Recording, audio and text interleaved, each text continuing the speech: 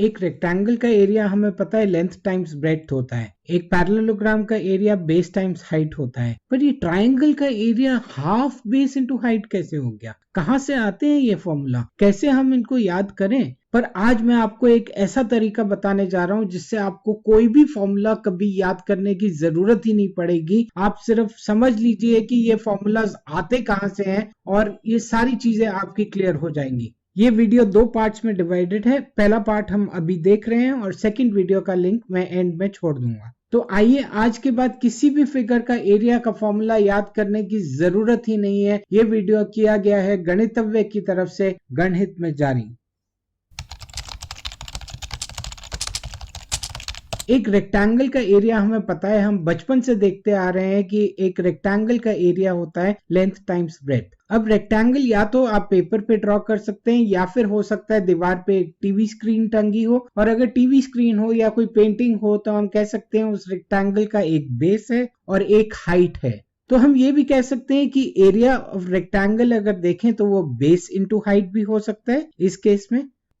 और ये फॉर्मूला हमें याद करने की जरूरत नहीं है क्योंकि ये हम 4th क्लास से सीखते आ रहे हैं कि एक रेक्टेंगल का एरिया लेंथ टाइम्स ब्रेड्थ होता है या फिर बेस टाइम्स हाइट होता है। पर आज यहाँ पे हम इसको अलग से लिख लेते हैं कि एक रेक्टेंगल का एरिया बेस टाइम्स हाइट है। और आप देखिए, आज हम जितने भी फिगर्स देखेंगे उन सब का एरिया बेस टाइम्स हाइट से निकालने की कोशिश करेंगे और देखते हैं ये फॉर्मूलाज आते कहाँ से हैं।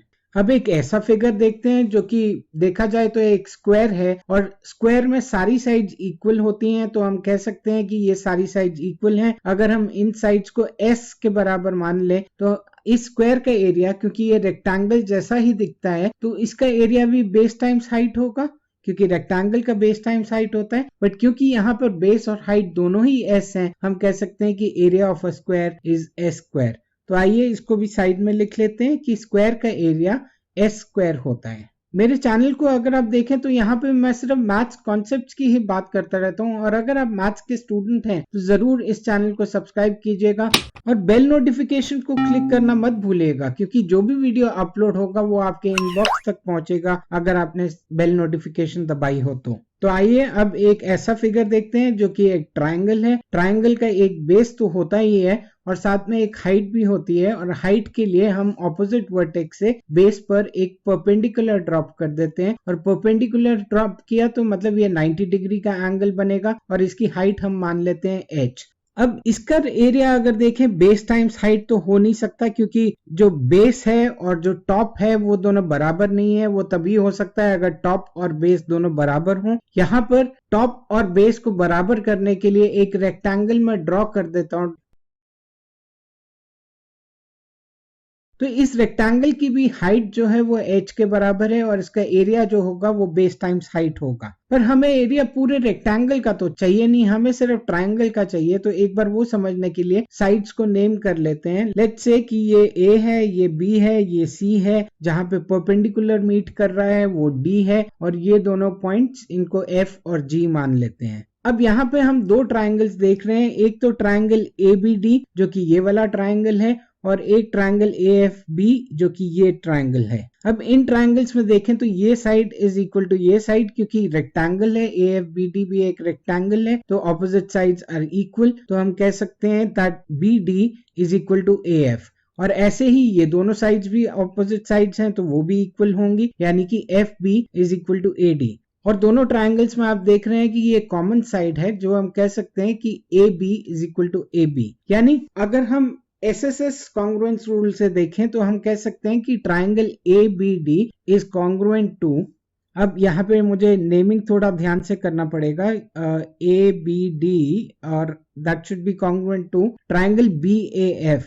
अब क्योंकि ये दोनों ट्राइंगल्स कॉन्ग्रुएंट हैं तो यानी कि इनके एरियाज भी बराबर होंगे, और वैसे ही ये दोनों ट्राइंगल्स भी कॉन्ग्रुएंट हैं तो इनके एरियाज भी बराबर होंगे। अब हमें पूरे रेक्टेंगल का एरिया तो चाहिए नहीं, AFBD मैं रेक्टेंगल देख रहा हूँ उसमें ये पार्ट हमको नहीं चाहिए तो इसको हम हटा देते हैं। बट क्योंकि दोनों ट्राइंगल्स इसमें कॉन्ग्रुएंट है तो हम कह सकते हैं कि इसका एरिया जो हमें चाहिए वो सिर्फ इसका आधा चाहिए। और वैसे ही अगर ये रेक्टेंगल देखें AGCD, इसमें भी हमको आधा ही एरिया चाहिए, तो क्योंकि पूरे रेक्टेंगल का एरिया बेस टाइम्स हाइट होता है, तो इसीलिए हम कह सकते हैं कि जो ट्राइंगल का एरिया है वो इसका आधा होगा, यानी कि area of a triangle would be half times base times height. इसको भी साइड में लिख लेते हैं कि ट्राइंगल का area half base into height होता है। अब एक फिगर ऐसा देख लेते हैं जो कि एक पैरेललोग्राम है। पैरेललोग्राम में आपको पता है कि ऑपोजिट साइड्स इक्वल भी होती हैं और पैरेलल भी होती हैं। पैरेललोग्राम का भी एक बेस होता है और उसकी एक हाइट भी होती है, पर इसको पूरा रेक्टेंगल बनाने के लिए मैं डॉटेड लाइन से इसको भी एक पूरा रेक्टेंगल बना लेता हूं। अब अगर देखें तो इस रेक्टेंगल की जो हाइट है वो h है और जो बेस है वो b है, पर इसके साथ में एक एक्स्ट्रा पोर्शन भी है जो हमें पता नहीं है कितना है, तो उसको हम x मान लेते हैं। और क्योंकि ऑपोजिट साइड्स दोनों रेक्टेंगल में इक्वल होती हैं और क्योंकि पैरेललोग्राम की साइड ऑपोजिट भी बेस है यानी b है, तो मतलब ये भी x के बराबर होगा। अब पूरे रेक्टेंगल का एरिया अगर हम देखें, area of the rectangle that will be equal to length b plus x है और हाइट h है, यानी कि h को अगर डिस्ट्रीब्यूट करें मल्टीप्लाई करें तो we get b into H plus x into H. अब ये तो पूरे रेक्टेंगल का एरिया हो गया, बट हमें ये जो दो ट्राइंगल्स हैं ये तो हमें चाहिए नहीं, इनका एरिया हमें एक्सक्लूड करना पड़ेगा। और क्योंकि हमें पता है कि ट्राइंगल का एरिया जो होता है वो हाफ बेस इंटू हाइट होता है, तो इनका एरिया हम कैलकुलेट कर लेते हैं। तो पहले इस ट्राइंगल का देखते हैं। Area of triangle would be half base, इसका देखें तो x है और हाइट हमें पता है कि h है, तो area of this rectangle is half x into H. इसको ट्राइंगल 1 मान लेते हैं और ऐसे ही ट्राइंगल 2 का हम एरिया देखते हैं। उसका बेस अगेन इज x और उसकी हाइट अगेन इज h, तो हाफ x इंटू एच हो गया। अब half x into H plus half x into H अगर ऐड करें तो वो पूरा x इंटू एच बन जाता है। तो हम अब एरिया ऑफ पैरेललोग्राम निकाल सकते हैं कि वो होगा एरिया ऑफ रेक्टेंगल जो कि है b into H plus x into H minus the area of the two triangles जो कि है x इंटू एच, यानी कि जो बच गया वो सिर्फ बेस टाइम्स हाइट है। तो हम ये भी लिख लेते हैं कि पैरेललोग्राम का area is also base times height. अब रोम्बस का एरिया भी निकालना है, काइट का एरिया भी निकालना है, ट्रेपीजियम का एरिया भी निकालना है, और वो सब देखने के लिए आप इस वीडियो पे क्लिक करें और यहाँ पे मेरी फोटोग्राफ को जरूर क्लिक करिए ताकि आप चैनल को सब्सक्राइब हो जाएं और अगला वाला वीडियो आपको मिस ना हो। और ये वीडियोस जो स्क्रीन पर आ रहे हैं YouTube को लगता है ये आपके लिए बहुत बढ़िया रहेंगे, इनको जरूर देखिए। मेरा काम था आपको एरियाज के बारे में समझाना, आपका काम है वीडियो को लाइक करना, तब हो जाएगा हमारा हिसाब बराबर। Take care. God bless.